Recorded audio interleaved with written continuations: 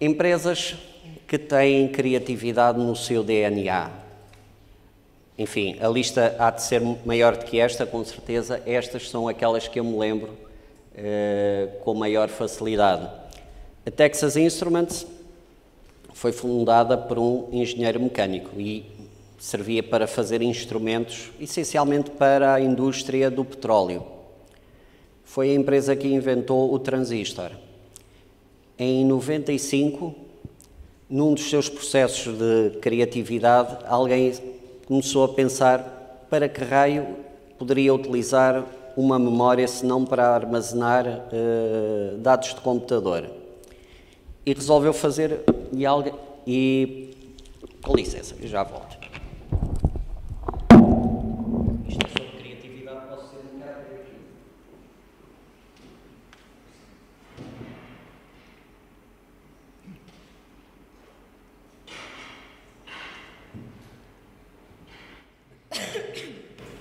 Imaginem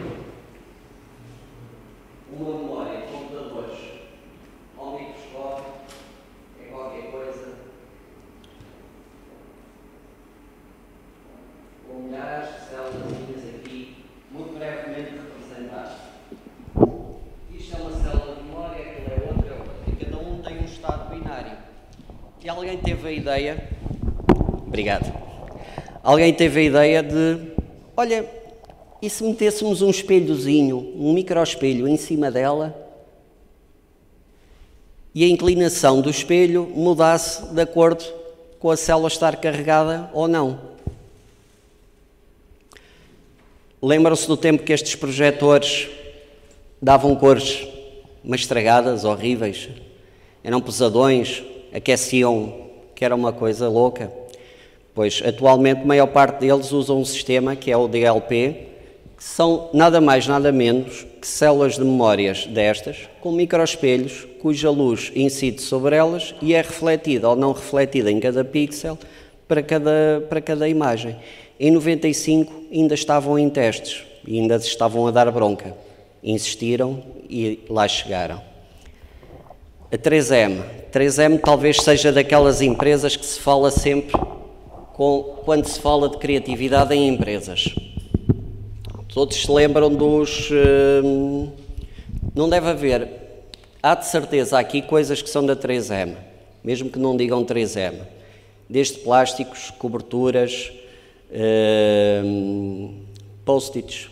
É uma das invenções mais faladas sobre a 3M. O post-it foi descoberto numa experiência falhada para descobrir uma super cola.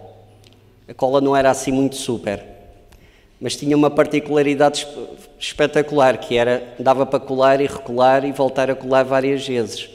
Tanto que começaram a utilizar para notas para os missais que tiravam, punham e tudo mais.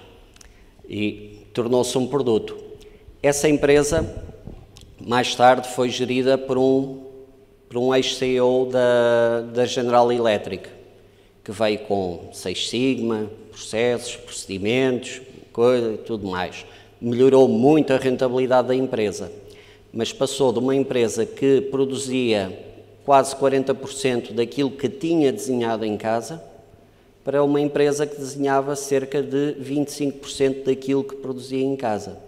E, pelo menos até ao ano passado, hoje não sei, estavam com aqueles dois DNAs aparentemente contraditórios a ver qual é que deveria subsistir e de maneira que deveriam coexistir um com o outro. NEC é uma empresa relativamente fechada, mas há uma história que veio cá para fora e que se passa numa empresa de semicondutores. Um dos processos nos semicondutores é o wire bond, um fio de ouro, mais fino que qualquer cabelo nosso, que é soldado ao chip e ao lead frame, portanto, para fazer a ligação elétrica.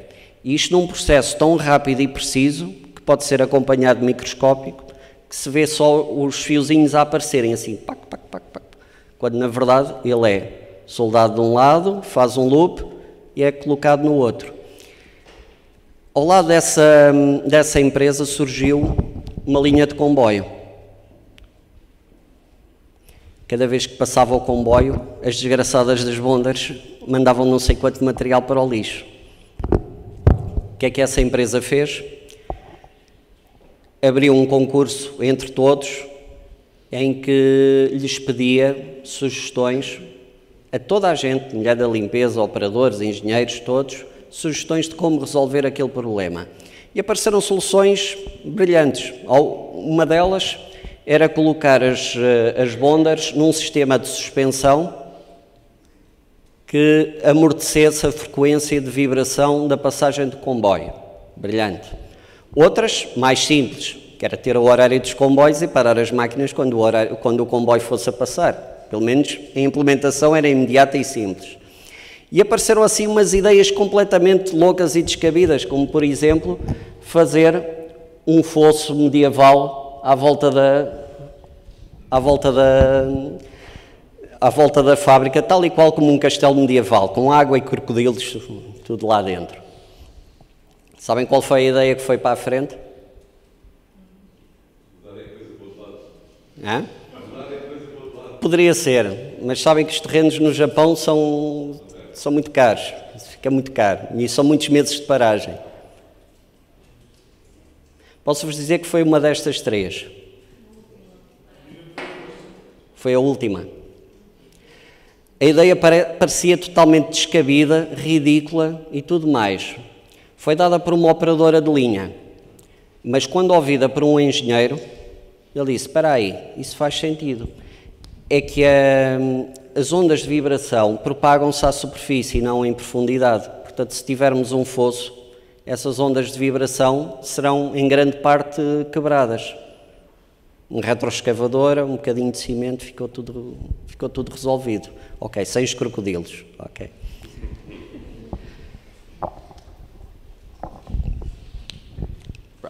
Como é que funciona a criatividade? Normalmente, nós temos uma maneira de fazer as coisas, uma maneira de ir para o trabalho, uma maneira de interagirmos com as pessoas e de vez em quando surge-nos um problema. E agora, como é que a gente faz? E então procuramos uma solução. Aquilo que venho incentivar é que não é preciso esperar um problema para nos tornarmos criativos. É preciso, de vez em quando, olharmos para o que fazermos e inventarmos problemas para procurar soluções diferentes para a forma como fazemos as coisas.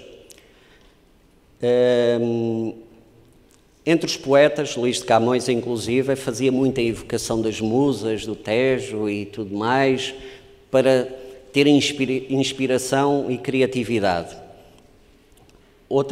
Outra pessoa que escreveu bastante sobre criatividade, Eduardo de Bono, argumenta que nós podemos ser criativos quando quisermos e trabalharmos para isso. Há técnicas para criar esses problemas, mesmo antes deles existirem, mesmo que nunca existam, e procurar soluções diferentes. O que é necessário para ser criativo? Não ter medo de falhar. A maior parte das ideias vão esbarrar, portanto, as coisas são mesmo assim, não se pode ter medo da falha. Não ter medo de parecer ridículo. Quantas vezes dentro das empresas há pessoas que têm ideias e, no entanto, têm medo de as dizer para não serem criticadas. Imaginem a quantidade de ideias que já foram perdidas só por causa disso. E afastar o complexo de que estar a pensar ou a tentar uma coisa ou a investigar não é trabalho. É uma coisa qualquer. Trabalho é produzir, é meter a mão na massa. E criar um ambiente informal. Será muito difícil fazer um grupo de criatividade em que nos estamos a tratar por Sr. Doutor, Sr. Engenheiro, Vossa Excelência quer... É complicado. Técnicas de criatividade. Há várias, mas eu destaco o mais comum, o brainstorming, o Six Thinking Hats, a provocação, o desafio. Todos estes daqui para baixo são documentados por Eduardo de Bono. O brainstorming é mais comum, mais fácil de implementar, com resultados mais imprevisíveis. Para vos dar uma ideia dos resultados de uma provocação, provocação é um conjunto de perguntas que se faz. Algumas delas podem ser até ofensivas para o dono da empresa ou para quem tem a empresa um bocado no coração. Vou-vos dar exemplos de algumas provocações com resultados interessantes. Por que não fechar o envelope? Porque não fechar o envelope depois de enviar a carta? Disparate completo. Foi esta provocação que levou a uma empresa de correios a criar um programa em que as pessoas enviavam as cartas abertas para que depois um publicitário acrescentasse lá publicidade e a carta ficava gratuita. Foi com uma provocação destas, uma ideia fora do normal. E que tal pôr os estudantes a avaliar os outros estudantes? Bem, os estudantes são capazes de achar piada, mas isso vai dar a barraca.